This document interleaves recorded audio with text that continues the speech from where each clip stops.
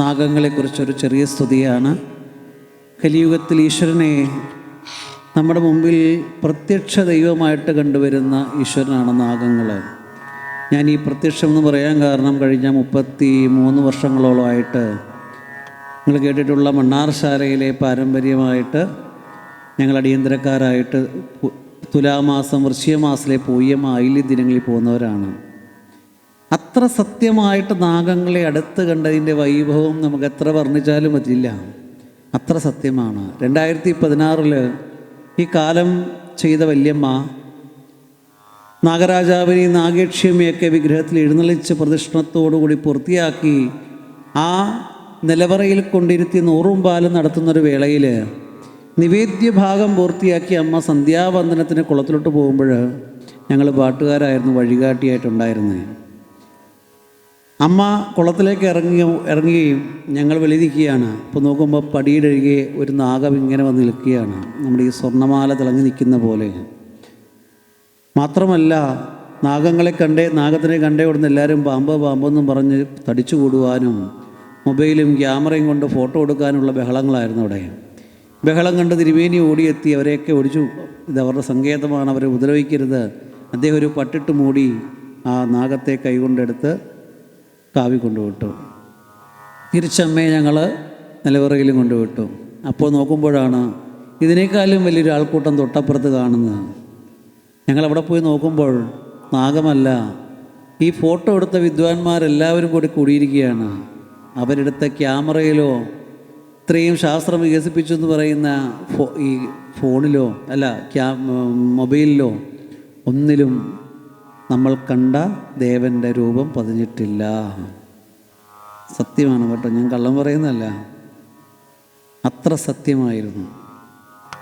ശാസ്ത്രം ഇത്രയേറെ വികസിപ്പിച്ചു എന്ന് പറയുമ്പോഴും നമ്മൾ കണ്ണുകൊണ്ട് കണ്ട ഒരു നാഗം ഇതിൽ പതിഞ്ഞില്ല എങ്കിൽ അദൃശ്യമാകുന്ന രൂപം എന്താണ്? മണ്ണാറശാലമ്മ മരിക്കാറാകുമ്പോഴും ഇങ്ങനെയാണ്. തല മാത്രം കാണിക്കാത്തൊരു നാഗം ആ സമയത്ത് മാത്രം വരും. 4 ദിക്കിൽ ഇല്ലത്തെ ഏതെങ്കിലും ഒരു ആൺകുട്ടി ഇത് കാണിക്കും. അദ്ദേഹം ഇത് കണ്ടു കഴിഞ്ഞ് ഇതാരോടും പറയാൻ പാടില്ല. നേരെ കുളത്തിൽ പോയി കുളിക്കുന്നു, നേരെ തട്ടെടുത്ത് മണ്ണാറശാലയിൽ പോയി നാഗരാജാവിനും നാഗേക്ഷിയമ്മയ്ക്കും പൂജ കഴിക്കുന്നു. താക്കോല് മണ്ഡപത്തിൽ വെച്ചു, ഇല്ലത്തേക്ക് വന്നു, അമ്മയുടെ കാലം കഴിഞ്ഞു. ഈ കഴിഞ്ഞ വല്യമ്മ വരെ അങ്ങനെയാണ്.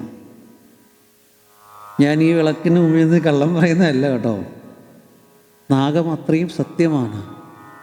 ഇതിനു മുമ്പുണ്ടായിരുന്ന വല്യമ്മയുടെ ദേഹം നിലവറയ്ക്ക് മുമ്പിൽ ശ്രീകോവിലിന് മുമ്പിലാണ് കിടത്തുന്നത്. ഒരു നാഗം ശ്രീകോവിലിന് നട താനെ തുറന്നിറങ്ങി വന്ന് പ്രദക്ഷിണം വയ്ക്കുകയാണ്.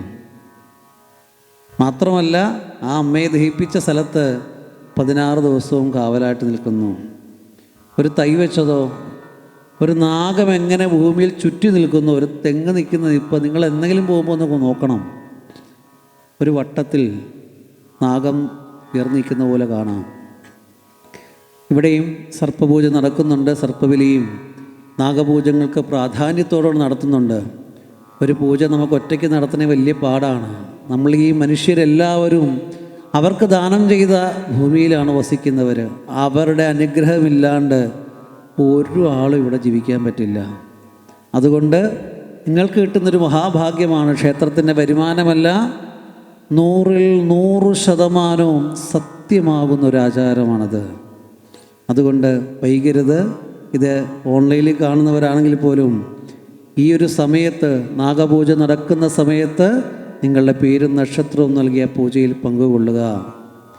ദുരിതങ്ങൾ മാറി ഈ ജന്മം മാത്രമല്ല ജന്മജന്മാന്തരമാകുന്ന അനുഗ്രഹം നാഗ ആരാധനയിലൂടെ വന്നു ചേരും. മനസ്സ് വൃത്തിയോടെ, നമ്മുടെ മനുഷ്യൻ്റെ ശുദ്ധിയോടെ ആ ഒരു ദിനം മുഴുവനും ഇതിൽ പങ്കെടുക്കുക.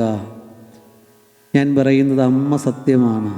അത്ര അല്ലെങ്കിൽ അനുഗ്രഹമാകുന്ന നിമിഷമായിരിക്കും വരാൻ പോകുന്ന ഓരോ ദിനങ്ങളിലും.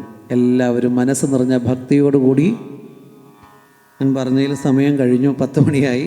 ഞാൻ ഈ നാഗാരാധന കഴിഞ്ഞ അമ്മയുടെ ഒരു സ്തുതിയോടുകൂടി സോപാന സംഗീതം സമർപ്പിക്കുകയാണ്. ഇനി ഒരു അവസരത്തിൽ വിസ്തരിച്ച് നമുക്ക് പാടാം. ഇതിന് ശേഷവും നൃത്തങ്ങളും ഒക്കെ ഉള്ളതുകൊണ്ട് ഞാൻ കഴിഞ്ഞു. അപ്പോൾ വളരെ ഭക്തിയോടുകൂടി നിങ്ങൾ കേൾക്കുക. നാഗങ്ങൾ, അഷ്ടനാഗങ്ങളെക്കുറിച്ചൊരു സ്തുതിയാണ്. നേരത്തെ പറഞ്ഞ പോലെ പൂജയിൽ പങ്കുകൊള്ളുമ്പോൾ, ഈ നാഗങ്ങളെയൊക്കെ അവിടെ പൂജ കഴിക്കുമ്പോൾ അവരുടെ പ്രാധാന്യത്തെക്കുറിച്ചൊക്കെ അറിഞ്ഞുകൊണ്ട് ചിത്തശുദ്ധിയോടെ, മനഃശുദ്ധിയോടെ, ഭക്തിയോടുകൂടി ആ പൂജയിൽ പങ്കുകൊള്ളണം.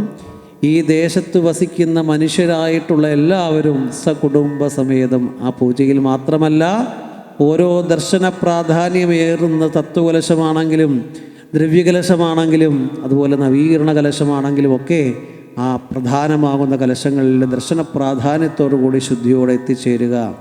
അഭിഷേകം ദർശിക്കുമ്പോൾ അമ്മയുടെ പൂർണ്ണമാകുന്ന രൂപത്തെ ഈ ഹൃദയത്തിലേക്ക് ഉൾക്കൊള്ളണം. കൽപ്പാന്തകാലത്തോളം ലോകത്തിൻ്റെ അനുഗ്രഹ ഹേതുത്വമാണ് ഒരു പ്രതിഷ്ഠ. ലോകം എത്ര നാളുണ്ടോ അത്രയും നാളും ഈ ചൈതന്യം നിലനിൽക്കണം.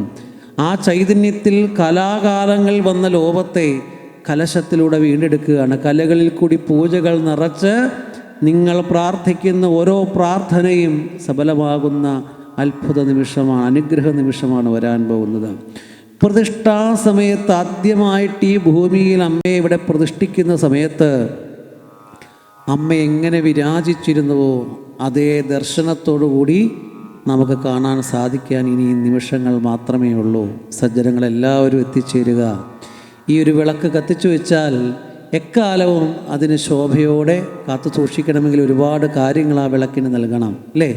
വിളക്കിലെ തിരി നീട്ടിയിട്ട് കൊടുക്കണം, കരി വന്നത് മാറ്റിക്കൊടുക്കണം, എണ്ണ ഒഴിച്ചു കൊണ്ടിരിക്കണം, കാറ്റിൽ നിന്ന് രക്ഷിക്കണം, മഴയിൽ നിന്ന് സംരക്ഷിക്കണം. പല പല ഘടകങ്ങളിലൂടെ വേണം ഒരു വിളക്ക് അതിനെ സംരക്ഷിക്കുവാൻ വേണ്ടത്. അപ്പോൾ കാലങ്ങൾ കഴിയുന്തോറും വിളക്കിൻ്റെ കാന്തി കുറയുന്നത് നമ്മൾ കണ്ട് 12 വർഷങ്ങൾ കൂടുമ്പോൾ ആ കാന്തിയെ തിരിച്ചു ലഭിക്കുവാൻ എന്താണ് മാർഗം? ഈ തിരി മറ്റൊരു ദീപത്തിലേക്ക് മാറ്റിക്കൊണ്ട് ഈ വിളക്കിന് വേണ്ട കാര്യങ്ങളെല്ലാം എന്തെല്ലാമാണോ ഈ വിളക്ക് ചൈതന്യമായിട്ട് ശോഭിക്കാൻ വേണ്ടത് അത് മുഴുവൻ നിറച്ച് വൃത്തിയാക്കി തിരിച്ചേൽപ്പിക്കുന്നത് പോലെയാണ് നവീകരണം. എത്ര ക്രിയകൾ കൊണ്ടാണെന്നറിയാമോ ആ വിഗ്രഹത്തെ പരിപൂർണമാകുന്ന അനുഗ്രഹത്തിലേക്ക് മാറ്റുന്നത്? നമ്മൾ വിചാരിക്കും തന്ത്രി എവിടെ നിന്ന് പൂജ കഴിക്കുമ്പോൾ അത്രയും കടിച്ചാൽ പൊട്ടാത്ത മന്ത്രങ്ങളാണ്. അതിൽ പങ്കുകൊള്ളുക, ഹോമങ്ങളിലും എല്ലാത്തിലും പങ്കുകൊണ്ട് ഈ മനുഷ്യജന്മം സുഹൃതത്തിൻ്റെ പാതയിലൂടെ ആയുരാരോഗ്യ സൗഖ്യത്തോടെ സത്കീർത്തിയോടെ പൂർണ്ണമാക്കുവാൻ കൈപ്പറമ്പിലമ്മയും നാഗങ്ങളും മഹാദേവനും അനുഗ്രഹിക്കട്ടെ എന്ന പ്രാർത്ഥനയോടെ അഷ്ടനാഗസ്തുതിയാണ്. വളരെ ഭക്തിയോടെ നിങ്ങൾ കേൾക്കുക. ഇത് ഞാൻ പറഞ്ഞില്ലേ, നാഗാരാധന അത്രയും സത്യമാണ്. ഭക്തിയോടുകൂടി നിങ്ങൾ പങ്കെടുക്കണം. ഭഗവാൻ അനുഗ്രഹിക്കട്ടെ എന്ന പ്രാർത്ഥനയോടെ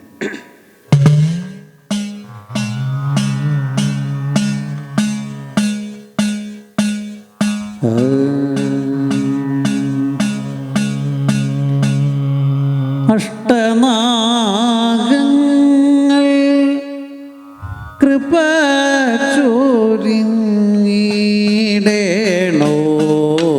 അഷ്ടനാഗങ്ങൾ കൃപ ചൊരിഞ്ഞിടേണം, കഷ്ടകാലങ്ങൾ ഒഴിഞ്ഞു പോയിടുവാൻ, കഷ്ടകാലങ്ങൾ ഒഴിഞ്ഞു പോയിടുവാൻ, ഇഷ്ടമായുള്ള ചരിതങ്ങൾ വാഴ്ത്തി ഞാൻ പുഷ്ടമോദാൽ വണങ്ങിടുന്നു നിത്യവോ നീലകണ്ഠ ഗളസീമനി വിളങ്ങുന്ന ചൊല്ലാർന്ന വാസുകി പന്നഗ പുങ്കവൻ പത്മജാവല്ലഭൻ നിത്യോഷയിക്കുന്ന ആദിശേഷൻ ഭഗവാനേ വണങ്ങുന്നേ. അഷ്ടനാഗങ്ങൾ കൃപ ചൊരിഞ്ഞിടേണോ, കഷ്ടകാലങ്ങൾ ഒഴിഞ്ഞു പോയിടുക ചക്ഷുശ്രവണ കുലത്തിൽ ചക്ഷുശ്രവണ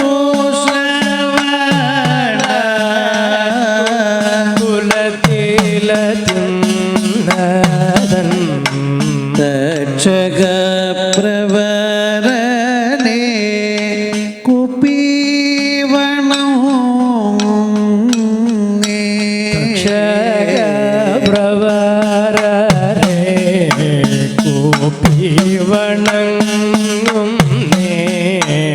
മൽകലി മോചകൻ ആയിവരമേഘ മൽകലി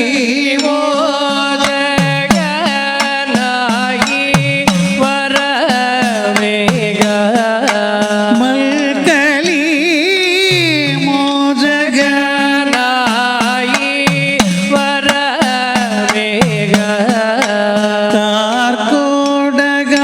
കാർക്കോടകാക്കേനെ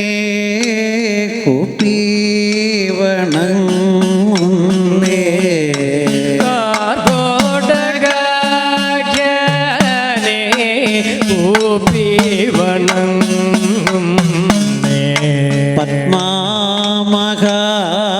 പത്മാമഹാപത്മൻ ആദിനാഗങ്ങളോ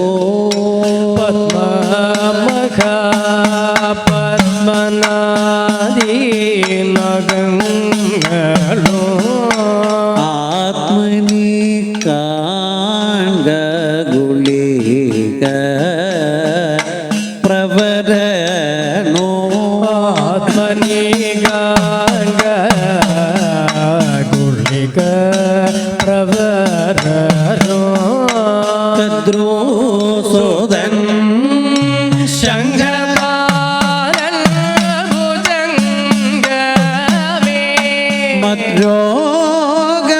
മദ്രോഗവാരണോ ജീവാൻ വണങ്ങും ലോകത്രയങ്ങളെ കാത്തുരക്ഷിച്ചിടോ നാഗപ്രവരരെ എല്ലാം വണങ്ങും പാപങ്ങളിൽ എല്ലാം അകറ്റി വരമേ കണ്ടക ശ്രേഷ്ഠരെ വണങ്ങും ഇക്കണ്ട ഭുവനത്തെ പരിപാലിക്കുന്ന